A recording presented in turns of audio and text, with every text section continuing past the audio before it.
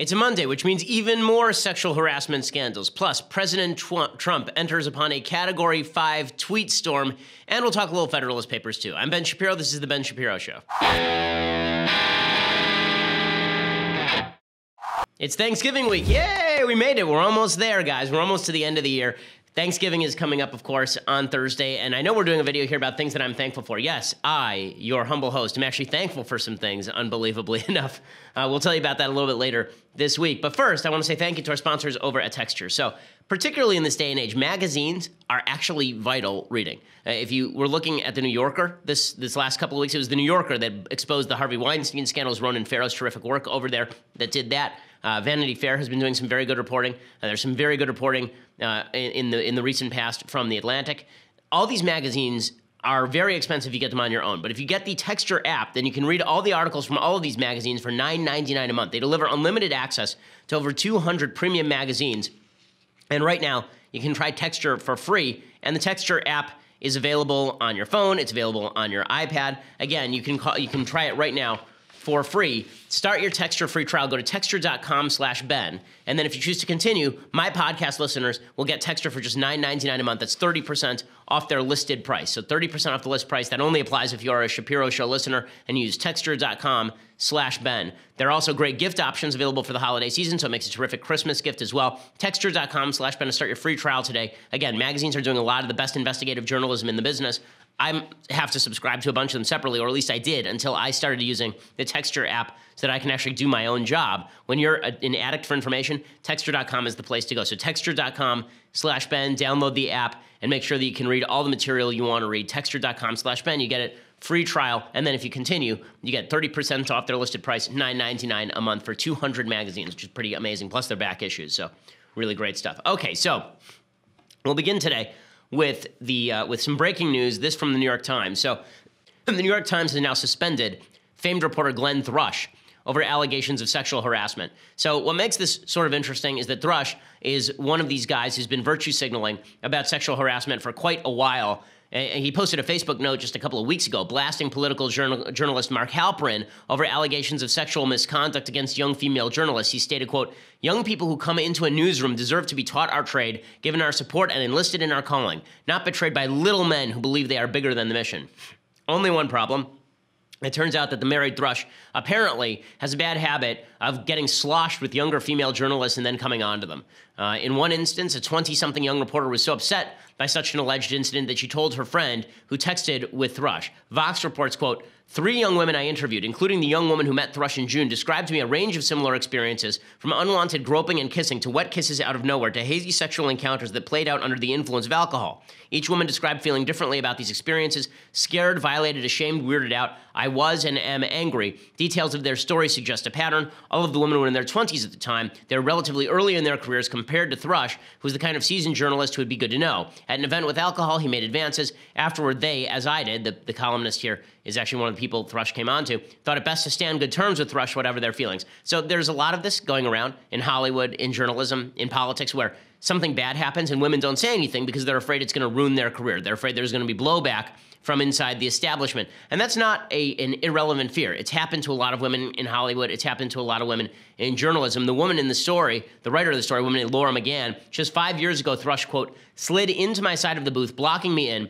I was wearing a skirt and he put his hand on my thigh. He started kissing me. I pulled myself together and got out of there, shoving him on my way out." And apparently Thrush then told the entire newsroom that McGann had come on to him, not the other way around. McGann told her seniors at Politico, who apparently did nothing. Thrush now says he doesn't drink anymore and that he has, quote, "done things I am ashamed of, actions I have brought great hurt to my friends and family. I am working hard to repair the damage that I've done." The New York Times has suspended Thrush pending an investigation. There are a bunch of things that need to be asked here that are, I think, worthwhile asking. The first question that's worthwhile asking is the entire journalistic community that's coming down on politicians in Hollywood. How many of them are guilty of the same sort of conduct? It now seems that this sort of conduct is common across the board, particularly in high-profile industries.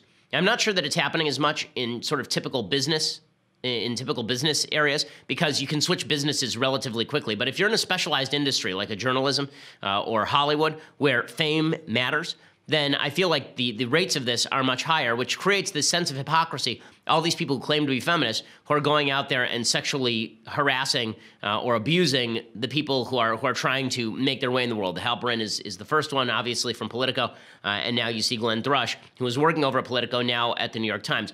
Pretty astonishing stuff. The other thing that happens is you see some of these accounts, and it's hard to put your finger on where exactly can you say the sin has now taken place. The reason being that it seems like a bit of a moving target. So in Thrush's situation, there are a bunch of stories in this Vox piece in which Thrush would get drunk with a female colleague, and then he would go in for a kiss, or he'd kiss her, and then she would get uptight and walk away.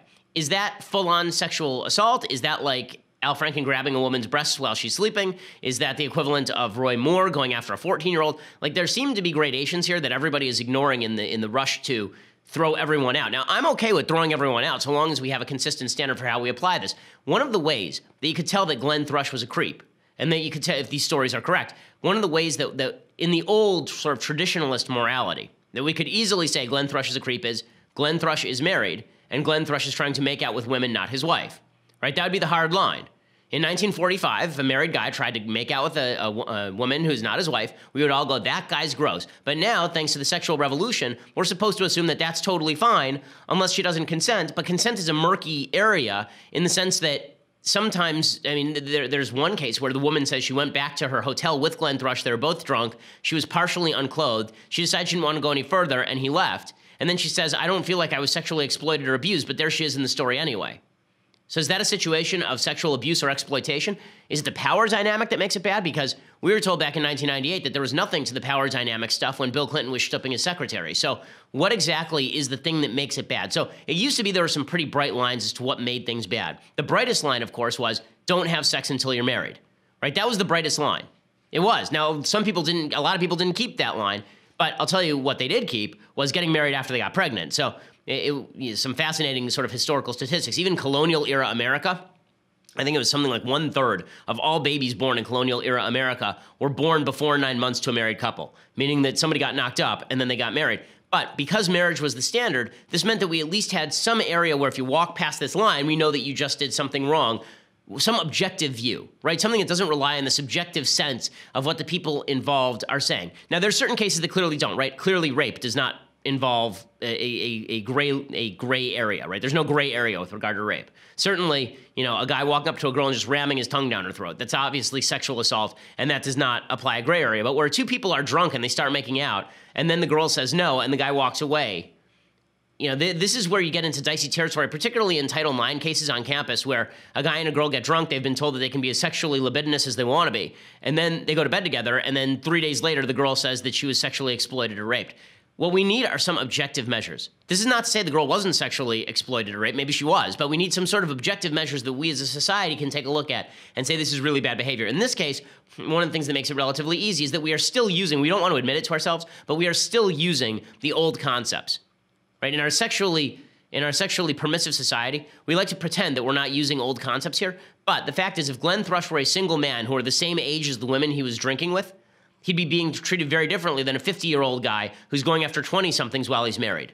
We're still using traditional sexual concepts even when we don't want to admit it. That's one of the things that's so funny about so much of leftist perspective on these sorts of issues is that they attempt to break with traditional concepts of sexual mores. They try to say that those things are hackneyed and stupid and we need to leave those behind. They try to say that Mike Pence is a crazy man for not wanting to dine alone with women, not his wife. How could he? It's terrible and awful. And yet, as soon as somebody does something like this, we immediately revert back to traditional sexual mores, right? They're using my standard now, right? This is more my standard. I look at Glenn Thrush and I say, this is gross. How dare he? That's my standard, okay? I'm a guy who was famous until I was 24 years old as the Virgin Ben, right? Because I used to advocate publicly and still do for virginity until marriage. They're holding by my standard now. The left is now holding by my standard that a man should not touch a woman unless they're married, essentially. That a man should not touch a woman unless he has explicit permission from the woman. That drunken revelries that go wrong, right, are a bad thing.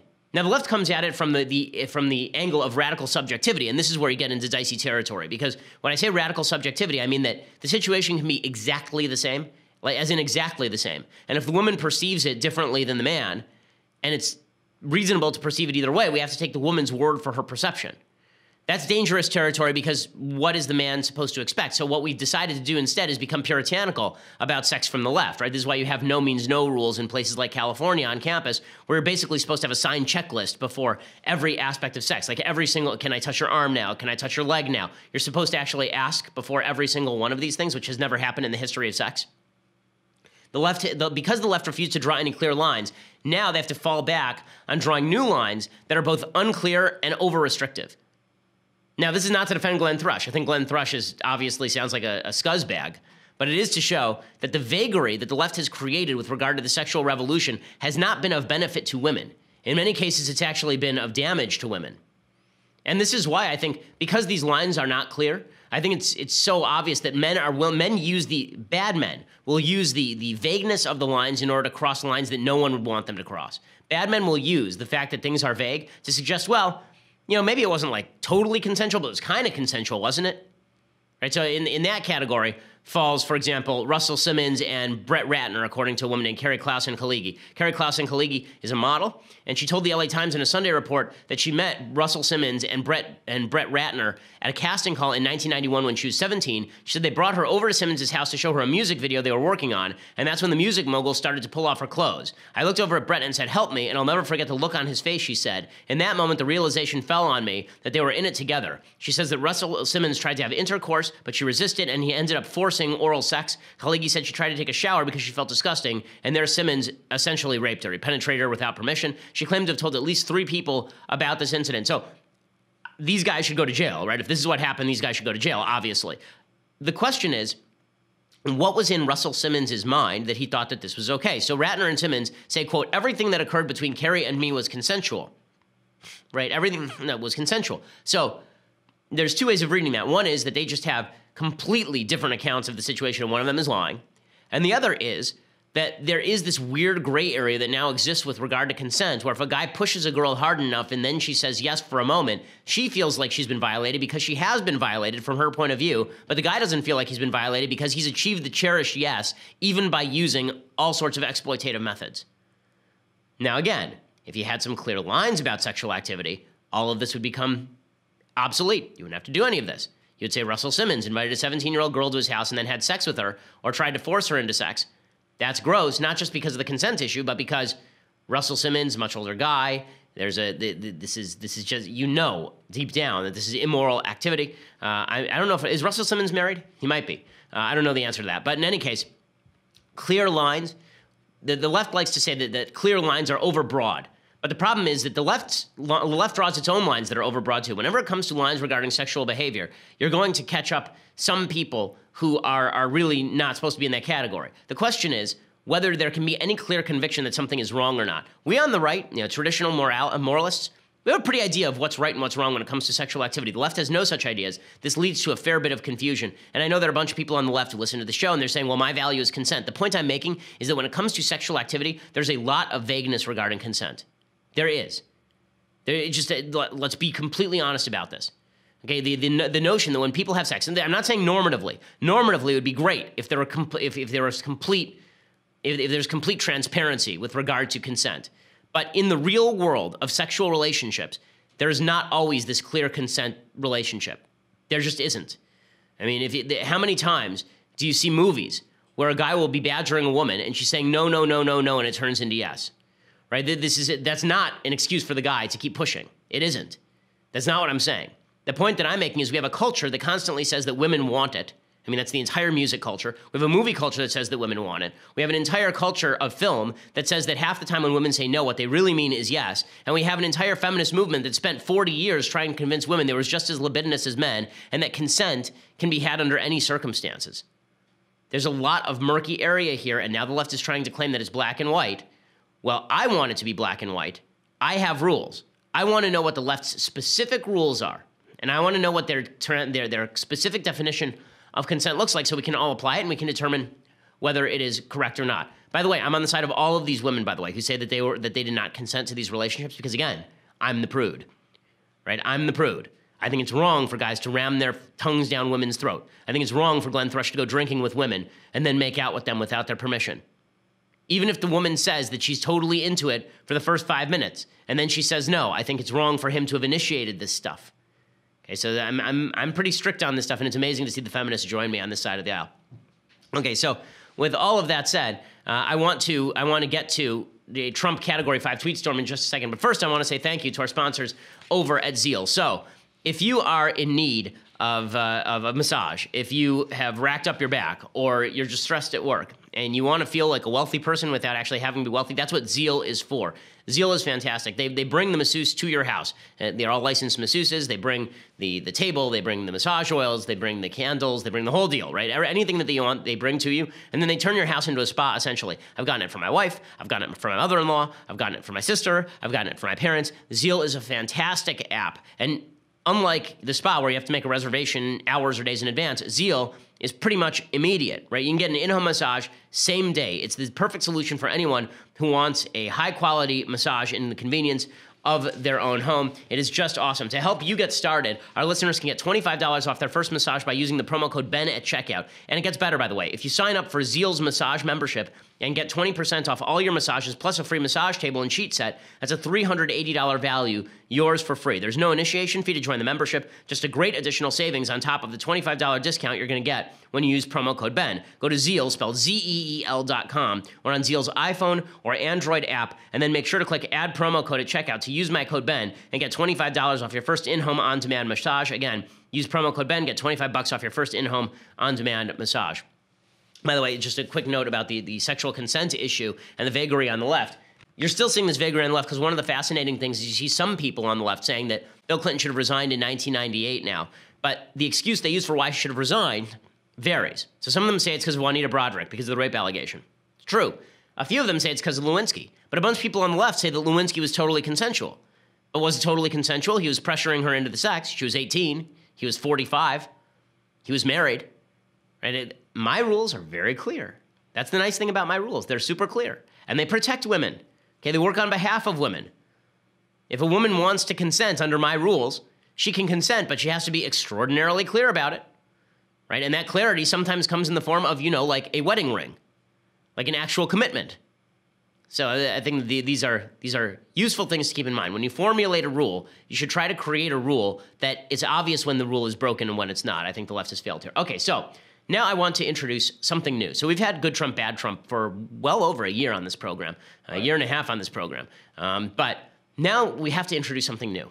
And that is, sometimes Trump says things and they are just so magnificent. They are just so rhetorically brilliant that we need a new category. It's not really good or bad. It's eloquent Trump. And so we now introduce to you eloquent Trump. Ah, yes, eloquent Trump. So, on this date, yesterday on this date in 1863, Abraham Lincoln gave a very famous speech. He gave a speech that we all know as the Gettysburg Address. Right, this took place on this date, this specific date, November 19th, 1863, so yesterday. And in it, he declared that we as a union were going to have to stand together, and that the better angels of our nature were going to bring the country together, and that we have to not sacrifice. These people should not have sacrificed their lives in vain. That has been matched only by Donald Trump. So Donald Trump says he can be the most presidential president outside of Abraham Lincoln, and I think he proved that yesterday when he tweeted this about LeVar Ball. So remember, LeVar Ball's son, LeAngelo, I don't know what the obsession is in the family with law. It's LeVar, LeAngelo, and what's the name of the kid? Lorenzo? So in any case, the letter L is big there. LeVar, his son, LeAngelo, was arrested in China for shoplifting. And as you recall, Trump got him out of prison and then demanded a thank you, to which the son acquiesced. And I said at the time, this is kind of babyish that the president wants a thank you for getting an American citizen out of prison in China. But in any case, the son said thank you. Well, then they asked LeVar about it. And LeVar said, I'm not going to thank President Trump. I'm not going to thank him because LeVar is also a member of higher intelligence. He obviously is a high IQ guy. And so what he said is, Trump didn't visit my son in prison. Well, he got him out, so you probably should say thank you. But then eloquent Trump showed up. So eloquent Trump tweeted yesterday, now that the 3 basketball players are out of China and saved from years in jail, LeVar Ball, the father of LeAngelo, is unaccepting of what I did for his son, and that shoplifting is no big deal. I should have left them in jail. Exclamation point. Ah, eloquent Trump. Do love this stuff. No, you shouldn't have left him in jail just because daddy wasn't grateful to you. That's not the way the presidency works. I'm going to talk about why this is important in just a second, but it was pretty epic Trump yesterday, and you just wonder, was he super bored yesterday? He didn't like the football? Like, what was going on with him yesterday? He was back from his trip, and he had a lot to get off his chest. That was not the only eloquent Trump yesterday. He also tweeted further about LeVar Ball. He tweeted, shoplifting is a very big deal in China, as it should be, 5 to 10 years in jail, but not to Father LeVar. Should have gotten his son out during my next trip to China instead. China told them why they were released. Very ungrateful, exclamation point. So he should have left them in jail for a few more months because daddy was mean to Trump. Okay, so one thing here. So a lot of people who are Trump supporters find this stuff absolutely hilarious. It is hilarious, but it's hilarious and also tragic because, again, yesterday was the anniversary of the Gettysburg Address. Eloquent Trump. Yeah. Mm-hmm. Now, the left obviously goes crazy whenever Trump does any of this sort of stuff. So Brian Stelter on CNN says something ridiculous. He says this is race baiting. Think about this. He's just recently let the NFL kneeling controversy start to subside, start to fade away. And now here he is calling out these players and the families again. I think it's immature at best, Fred, but it's really race baiting at worst. Mm-hmm. That's going to be debated. That's going to be argued about. But I want to put that on the table. It sure looks like race baiting to a lot of people. And by the way, the reason why I think these tweets are important, it's because they are a serious look. Okay, so it's race baiting. Okay, first of all, I'll show you it's not race baiting. So more eloquent Trump. Trump was very eloquent yesterday. I mean, he put on his cravat, he grabbed his pipe, he fired up the handle, and he ended up tweeting out this one too. This one about Jeff Flake. So Jeff Flake, of course, is the senator from Arizona. He's not running for re-election. He said that he thinks that Trump is basically the end of the Republican Party. And here's what he tweeted. More eloquent Trump. Senator Jeff Flake E. He wrote flaky, but the Y is in parentheses. Who is unelectable in the great state of Arizona, quit race, anemic polls, was caught purposely on Mike is spelled M-I-K-E, saying bad things about your favorite president. He'll be a no on tax cuts because his political career anyway is quote-unquote toast. There's so much that is glorious about this tweet. First of all, the revolutionary use of the scare quotes is, I don't know why toast is in scare quotes. I don't know why Mike is in scare quotes. I don't know why Mike is spelled M-I-K-E as opposed to M-I-C. I don't know why Jeff Flake was on top of some dude named Mike. That's weird. And I don't know why Jeff Flake was on top of that dude named Mike saying bad things about my favorite president, Abraham Lincoln. I don't know why Jeff Flake was ripping on Abraham Lincoln. I do love that Trump calls himself your favorite president. He has the lowest poll numbers of any president in American history at this point in his presidency. Astonishingly grand. Favorite current president. That's true. Thank you, Austin. It's true. He is better. He is my favorite current president. I don't know of any other current presidents. So there was Trump on Jeff Flake. So lots of eloquence happening yesterday. The reason that I'm bringing all of this up is because a lot of people on the right, they go, this is why Trump wins. He wins because of these tweets. Winning, epic winning, MAGA, underwater, upside down, 365-degree, 190,000 IQ, underwater, upside down, hungry hippos' chests. That is what they say. Because you're talking about it today, aren't you? Right, I'm talking about it today. That's true. You're right. I will talk about what the President of the United States says. The reason why this is a problem, folks, is for two reasons. One, and this is all coming from a conservative point of view. One, it's not great for the country when the President of the United States is threatening to leave American citizens overseas in Chinese custody because daddy was mean to him. That's not a great thing. If Obama did that, we'd all go nuts, and rightly so. Number two, Donald Trump is trying to make the last-ditch push for a tax cut right now, for serious tax cut legislation before Thanksgiving or before Christmas. One of the votes he's going to need is the vote of Senator Jeff Flake. And now he is saying that Jeff Flake is going to vote against the tax cuts, giving him full ability to vote against the tax cuts.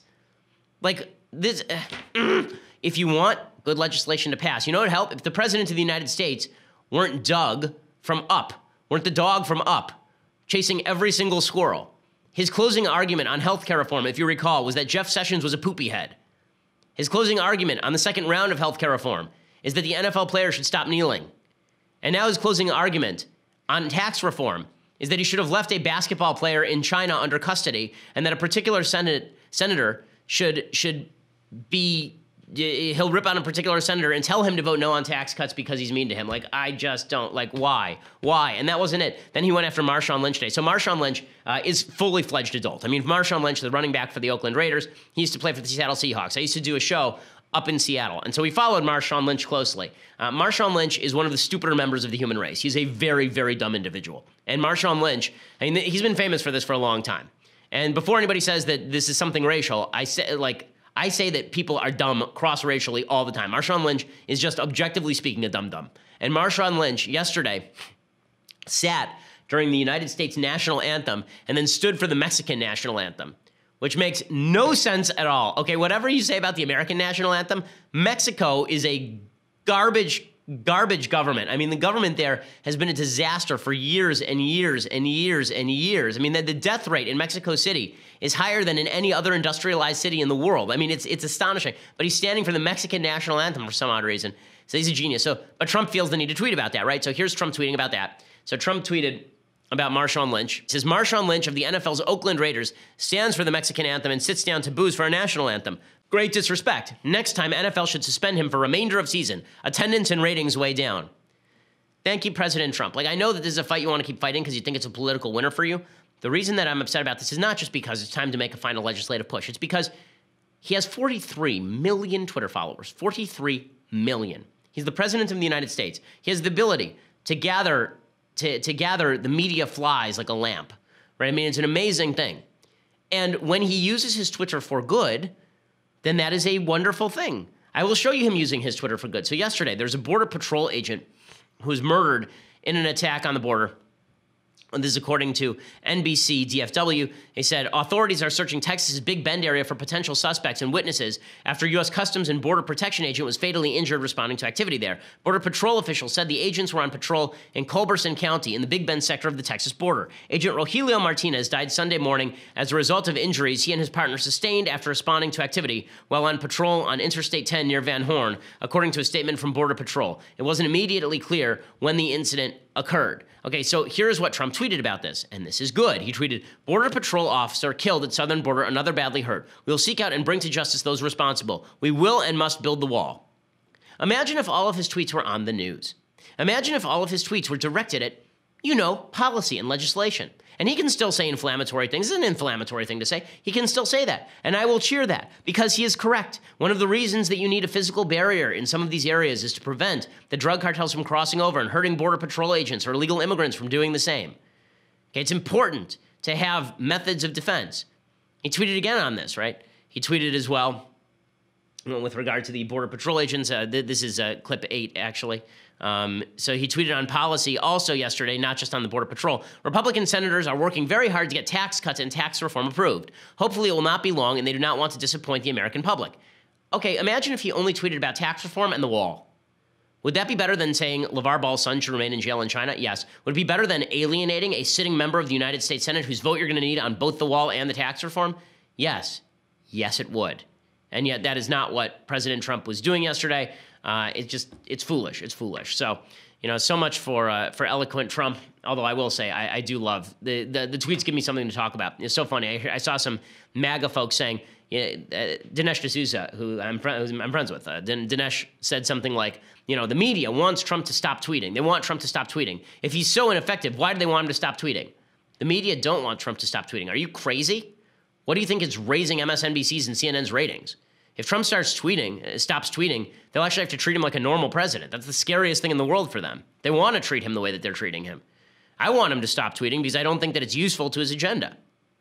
Okay, so before I go any further, I'm going to talk about Roy Moore and the latest fallout from that and Al Franken, another allegation against Al Franken coming out. Plus, I want to talk about Charles Manson, so a lot to get to. But first, I want to say thank you to our sponsors over at Birch Gold. So, if you are looking at the economy and you're figuring that the stock market might be somewhat inflated, you're looking at tax reform, you're doubtful that it's going to pass, or you just know that every 8 to 10 years in this country there's some sort of recession, then you probably want to hedge some of your bets with some precious metals.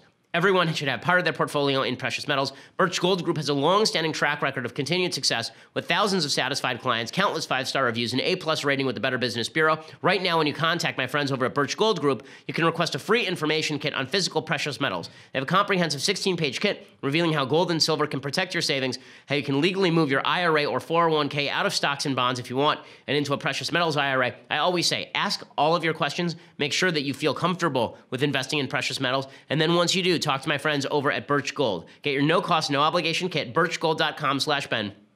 That's birchgold.com/Ben. The /Ben lets them know that we sent you as well. Okay, so over the weekend, the Democrats basically made clear that they're not going to get rid of Minnesota Senator Al Franken. That despite allegations that Al Franken grabbed the boobs of a sleeping woman, Leanne Tweeden, who's a talk show host out in Los Angeles.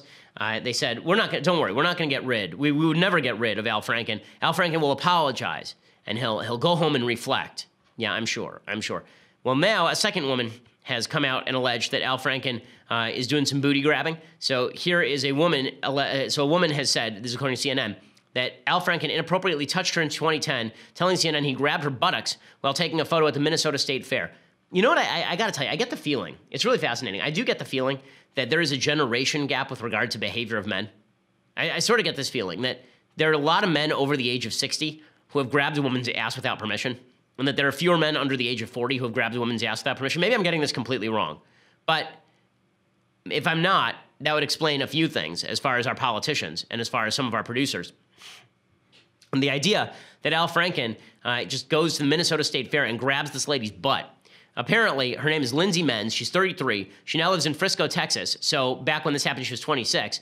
She says she wanted to share an uncomfortable interaction that left her feeling gross. According to Menz, she attended the Minnesota State Fair with her husband and father in the summer of 2010, almost 2 years after Franken was elected to the Senate. Her father's small business was sponsoring a local radio booth. She spent the day meeting various elected officials, political candidates, and celebrities, and taking photos with them as they stopped by the booth.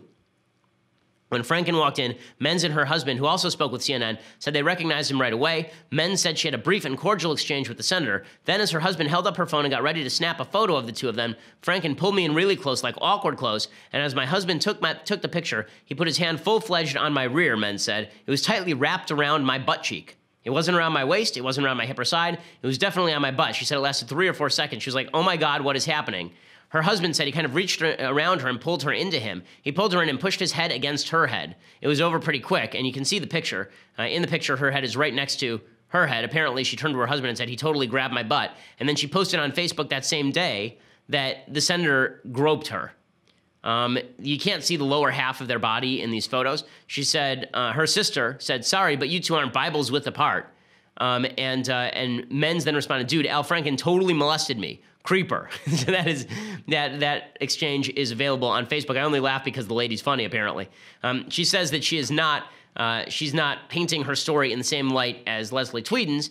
She says that she wants to say something. If someone sees that I said something, maybe it would give them the courage to say something too. Franken has not made any other statement. He said he respects women and doesn't respect men who don't. Okay, I take pictures with literally thousands of people. I mean, there are thousands of students, including many young college women, with whom I take pictures. I can say with full confidence, never at any point have I ever grasped the ass of a woman with whom I am taking a picture. Never, ever, ever, ever. The only butt I have ever touched is that of my wife. Okay, this idea that you're going to go and, like, it's so wild. Like, who does this occur to, that you're going to go take a picture with somebody and you're just going to grab her butt? Like, who? It's astonishing. It's truly astonishing. So I guess this is really common. Apparently, it's common at work even among men. I think something like 40% of women say they've been sexually harassed at work. It's some really high number. And among men, they say 25% say they've been sexually harassed at work. So people are garbage. I think that the bottom line here is that what's funny, going back to these sort of traditional sexual mores for just a second, what traditional conservatives, the reason that we draw very strict lines is because we think that man is inherently capable of sin, that man is not good and not bad, but that he's very capable of sin, and particularly in sexual matters, he's capable of sin, and that's why we draw all of these lines around men. It's one of the reasons why we have all of these rules. The left said all those rules were stupid, got rid of all the rules, and then they're surprised when the fallout is bad for women. Look at the Democrats here. It's pretty astonishing. So I want to show you the hypocrisy of the Democrats. So Joy Reid, over at MSNBC, she says that she is very disturbed by the fact that many people are still supporting Roy Moore, the Senate Alabama Republican candidate who's been credibly accused of child molestation, or at least of ephebophilia, which is the molestation of girls who have hit puberty but who are still little girls, 14-year-old girls. Joy Reid says that she finds the fact that people still support Moore disturbing. We're talking about something of such a different degree. You know, you talked about all of the past scandals. You talked about the Monica Lewinsky situation, which was, you know, a clearly improper relationship. But we're talking about children. We're talking about multiple allegations of the abuse of children. And the fact that it's even a question, I think, speaks to the position that the Republican Party finds it's in morally. This should not be a question. And the fact that people are struggling with whether or not they should continue to support Roy Moore for reasons of party, power, and tribe is incredibly disturbing. Okay, so I actually agree on a basic level with Joy Reid. The problem is that her Democratic Party colleagues don't agree with her on Al Franken. So here's Bernie Sanders desperately spinning away from answering whether if Al Franken should resign over what is now obviously clear conduct. Do you think that Al Franken should resign? I think that's a decision for Al Franken and the people of the state of Minnesota. My understanding is that Al is a very popular senator. People in Minnesota think that he is doing a good job, and his political future will rest with the people of Minnesota. Okay, so thank you, Bernie Sanders, for demonstrating that this stuff is political all the way around. And if people are drawing lines for political reasons to include Donald Trump and Roy Moore, but not to include Al Franken, that just demonstrates the lines never had any sort of reality in the first place. I have condemned, you know, when there are allegations against Trump, I condemn Trump. When credible allegations against Trump, I condemn Trump's behavior. When there was tape of Trump talking about this stuff, I condemn Trump. When it was Clinton, I condemn Clinton. When it's Roy Moore, I condemn Roy Moore. When it's Al Franken, I condemn Al Franken. One thing I don't think you can accuse me of is inconsistency on these particular matters, because my standard has never changed. But when the standard changes, you do have to ask yourself why, and the obvious answer is that Al Franken has a D by his name. Okay, so I have things I like, things I hate in Federalist Papers coming up, but you're going to have to subscribe for that. So for $9.99 a month, you can get a subscription to dailywire.com. In doing so, you get the rest of my show live. You also get the rest of Michael Knowles' show live, the rest of Andrew Klavan's show live on video. And later, when you go to watch the show, we cut out the ads so you don't have to watch the ads even, which is pretty awesome. Right now, if you get the annual subscription, then you get this. The very finest in all beverage vessels. The leftist tears, hot or cold tumbler. The Shapiro store is coming as well, by the way. When you get a subscription, you're going to be able to get discounts on items in the Shapiro store today. I've decided that I'm going to try to propose, I would like to create a mug called the Smug Mug with my mug on it. I think that will be a bestseller, but you'll have to get a subscription in order to get discounts on all that sort of stuff. So for $9.99 a month or annual subscription, $99 a year, plus the annual comes along with the great tumbler. So that's pretty awesome. If you just want to listen later, please subscribe to our channel at YouTube. We have lots of great video that comes out that's not available if you just subscribe on iTunes or SoundCloud. If you just want to listen later, iTunes or SoundCloud is the place to do it. Make sure that you subscribe and leave us a review. We always appreciate it. We are the largest, fastest growing conservative podcast in the nation.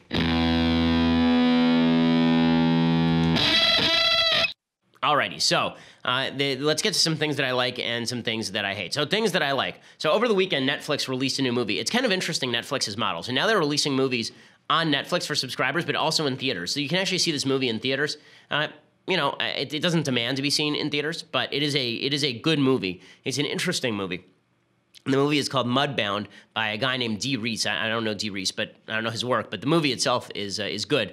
There are some problems that I have with the film, more on the plotting level than on the portrayal level. All the acting is quite good. It's Carey Mulligan and Jason Clarke and Jason Mitchell and Mary J. Blige who makes an appearance, and she's quite good. She actually underplays the part. And Garrett Hedlund is kind of the main character, I guess. But in any case, the film is about these two guys who go off to World War II. One of whom is a white guy, and one of whom is a black guy, and they both live in rural Mississippi. And the white guy comes back, and the black guy comes back, and basically the black guy who's been out fighting for his country, he is treated exactly as you would imagine in 1946 Mississippi. And it's a really graphic film. It's very difficult to watch at times, but it does paint a picture of what life must have been like for a lot of black folks living in rural Mississippi in the 1940s, and reminds us what racism really looked like in that time and place. It also is about readjustment, coming back from war. It's about really class. A lot of it's about class because it demonstrates how, you know, poorer white people a lot of them used race as an excuse to look down on black people who are really of their same class. There are a lot of things about the film that are really fascinating. There are a couple of problems that I have with the film. Here's a quick spoiler alert. There is a relationship that is engaged in between the Garrett Hedlund character and the Carey Mulligan character that I think is utterly unnecessary and actually undercuts the plot a little bit. I think that it actually does a disservice to some of the characters in the movie. But a lot of the movie is quite good. You can check it out. Here's a little bit of the preview. Violence is part and parcel of country life. I learned how to stitch up a bleeding wound, load and fire a shotgun. My hands did these things, but I was never easy in my mind. Way down in the water. I held his heartbeat in my hand. Way down in the hole. All that time he was gone, I only prayed for him. Over there, I was a liberator. People lined up in the streets waiting for us. Sometimes I actually miss it. Yeah, me too. I'm coming back from the fire. You're the one I always talk about. Our own and our own parcel, the only way to get up from under their foot. Crawling back from the sky. I don't want you working for them. I won't be working for them. I'll be working for us. Coming back from the fire. Went off to fight for my country to come back and find it hadn't changed a bit. I don't know what they let you do over there, but you in Mississippi now. You use the back door. So what's good about this film is what it looks like from the film is that, you know, all the white people are bad and all the black people are good, and that's not the case in the film. Okay, we can stop the preview. That's not the story of the film. The story of the film is that that it takes good white people to stand up to bad white people, and that there are a lot of black people who are attempting with honor to live their lives in a horrifying place. So I think the film is definitely worth watching. Okay, so other things that I like. So Charles Manson's dead, so that's good. Charles Manson should have died, 40 years ago. He was on death row, and then California suspended the death penalty. There's a Supreme Court decision nationally that at the California Supreme Court level that suspended the death penalty, and everybody who was on death row at the time had their sentence commuted to life in prison. And instead, Charlie Manson ended up living out his life and dying at age 83, which is just horrifying considering that Charles Manson was just the worst human being ever. I mean, this is a guy who's responsible for dozens of murders. He was responsible for the murder of Sharon Tate, then the wife of Roman Polanski. She was 26 years old. She was 8.5 months pregnant. She was about to give birth. And he sent his cult members into her compound and murdered the baby. Just an absolute piece of human debris. People talk about whether he was insane or not. He was sane enough and sociopathic enough to lead a cult movement. What's important to remember is that there are people on the left, and this is not exaggerating the case, there were legitimately people on the left who are praising Charles Manson. Like Charles Manson was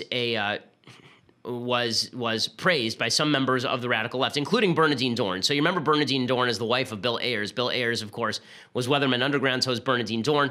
Well, after Charles Manson he had his people murder people and write pig on the walls, Bernadine Dorn praised him. Bernadine Dorn actually said that she dug it, right? So it's really quite horrifying. There were a few people on the Marxist left who suggested that this was just a form of class warfare. And praised all of it. Here's what Bernadine publicly announced in 1969. Bernadine Dorn said, "Offing those rich pigs with their own forks and knives and then eating a meal in the same room, far out. The Weathermen dig Charlie Manson." And this guy was a cult figure, not just among his cult members, but to certain extreme members of the left. Now he'll be burning in hell. The Judaism doesn't believe in the idea of an eternal hell, but if it does exist, he will certainly be burning there as well. He should. Evil, evil human being. Garbage human being. Okay, other things that I like aside from Charles Manson's death. So I have to admit that this is really, really funny. So Lena Dunham, who's made a career out of pretending to be a feminist while undermining women everywhere. I mean, really, by doing things like leveling false rape allegations at a guy who she names and then has to retract the name, and abandoning animals, and I mean, she's just a bad person, Lena Dunham, all the way around, saying and bragging in her memoir about pleasuring herself next to her younger sister in bed. I mean, just really a gross person. In any case, she was now smacked down by Zinzi Clemens. Zinzi Clemens is a leftist who happens to be black. She said, "It's time for women of color, black women in particular, to divest from Lena Dunham." A writer for Lena Dunham and Jenny Connor's Lenny letter has accused the former of hipster racism. She says, "It's time for women of color to divest from Lena Dunham." She says, "Back in college, I'd avoided those people like the plague because of their well-known racism. I'd call their strain hipster racism, which typically uses sarcasm as a cover, and in the end, it looks a lot like gaslighting. It's just a joke. Why are you overreacting?" She says that one female in Lena's circles was, quote, known to use the N-word in conversation in order to be provocative, and if she was ever called on it, she would say, it's just a joke. I was often in the same room with her, but I never spoke to her, only watched her from afar in anxiety and horror. She said she decided to leave Lenny Letter after Dunham expressed her support for the Girls writer Murray Miller, who was accused of sexual assault by actress Aurora Perrineau. Clemens wrote that one of my best friends was victimized in almost the exact same way by someone in Lena's circle. It was never addressed. He continues to move in those circles and has a powerful job. So pretty hilarious that the left is now eating itself, and no one could deserve it more than the execrable Lena Dunham. Okay, time for some things I hate. Alrighty, so a couple of quick things that I hate. Number one, there are a bunch of people on the right who pass this stuff around like it's really glorious. There was a CNN broadcast yesterday from Alabama, and somebody ran up in the background and started shouting. Here's what it looked like. Today, they are pretty much endorsing the Democratic challenger, Doug Jones. You see this bold headline here. And this is what they say in part of their editorial, saying, quote, do not make your voting decision based on who it will affect on a national stage. Vote based on who it will affect in your hometown. There's only one candidate left in this race who has proven worthy of the task representing Alabama. He is Doug Jones. Fake news. Frederick, I'll take it back to you. Go back to you, Frederick. It's a Roy Moore fan shouting, fake news, fake news, fake news. This does not do anyone on the right any favors when we suggest that this sort of behavior is useful. The reason that it's not useful is not because CNN doesn't sometimes push fake news. Sometimes they do push fake news. The reason this behavior is not useful is because you ought to actually focus in on the fake news that they tell instead of just labeling things broadly fake news. I still believe in things like true and false. I still believe in those concepts. I think the majority of Americans do. And simply shouting that everything CNN ever broadcasts is fake news is a lie. It is not true. Okay, just as when the left says everything Daily Wire says is fake news. Not true. You have to say what we said is wrong and what exactly that is, and then we can talk about whether it was fake news or not. Okay, other things that I hate. So there are certain statements that you get to make in the United States if you're not a white person that if you reverse the races would be utterly out of bounds. There's an MSNBC panelist who yesterday was talking about threats to America. Her name is Jamira Burley. She's the founder of Gen Why Not. Just awesome. And here's what she had to say about threats to America. This is nothing new. What is interesting, though, is that white men continue to pose the biggest threat to Americans every single day. It's been documented and verified that they are more likely to burn down churches, more likely to commit mass murders and mass shootings.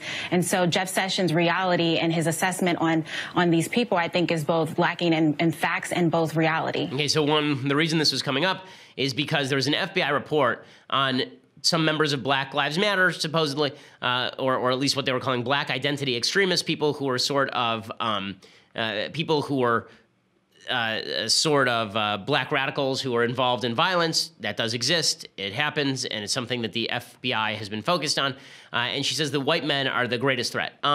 White men are not statistically the greatest threat when it comes to murder, but the idea that the racial linkage is the one that matters. Can you imagine if somebody said black men are the greatest threat to America? Yeah, it's just insane. Black men are the greatest threat to human beings across the United States. Like, what in the world? But you can say this about white guys, not even statistically true. I mean, if we're talking about murder rate and we're talking about groups of people who are disproportionately likely to murder, or rather disproportionately involved in murder cases, let's put it that way, who represent a disproportionate share of murderers, it is not white people, actually. But that does not mean that black people are more likely to murder as like individuals, or that white people are less likely to murder as individuals because of race. That's silly. And if the white people said anything like that, they would be accused of racism. But MSNBC panelists can say this sort of stuff, no problem, and everybody just sort of shrugs. Okay, time for a quick review of the Federalist Papers. So every week we go through new Federalist Papers. Today happens to be not one of the most stirring Federalist Papers. This one is Federalist number 4 by John Jay. Again, the Federalist Papers begins with this series of papers about why we shouldn't form separate countries, which has some relevance now that it seems like half the country wants to form separate countries. But the idea in this Federalist Paper is we can't have a bunch of different elements of the United States. We can't have a bunch of different regions that have their own foreign policy, because foreign nations will pit one region of the United States against another. So John Jay writes this. He says, whatever may be our situation, whether firmly united under one national government or split into a number of confederacies, certain it is that foreign nations will know and view it exactly as it is, and they will act toward us accordingly. If they see that our national government is efficient and well administered, our trade prudently regulated, our militia properly organized and disciplined, our resources and finances discreetly managed, our credit reestablished, our people free, contented, and united, they'll be much more disposed to cultivate our friendship than provoke our resentment. Okay, so the reason that this is still important today is not because we have a bunch of regions. It's because it is true that when the United States is internally divided on key issues, when we don't even have the same definition of what freedom looks like or what vision we have for the country, then our opponents overseas are going to see that and they're going to exploit it. This was most obviously true during the Vietnam War, when a huge percentage of the country was attempting to actively undermine our presence in the Vietnam War, and Ho Chi Minh knew that full well and felt like if he held out long enough, we'd pull out, which is exactly what happened. Obviously, terrorists felt the same way about the war in Iraq. When the United States is internally divided on key issues, the rest of the world knows it. This is not the case for bad unity, right? Dissent is fine. But we should recognize that there is well-motivated disunity, well-motivated dissent, and then there's just dissent for the sake of political gain. Dissent for the sake of political gain ends up demonstrating to our foreign adversaries that we can be had. And right now I'm seeing a lot of that politically, and it's very disturbing. Okay, we'll be back here tomorrow with all the latest news on this Thanksgiving week. I'm Ben Shapiro. This is The Ben Shapiro Show.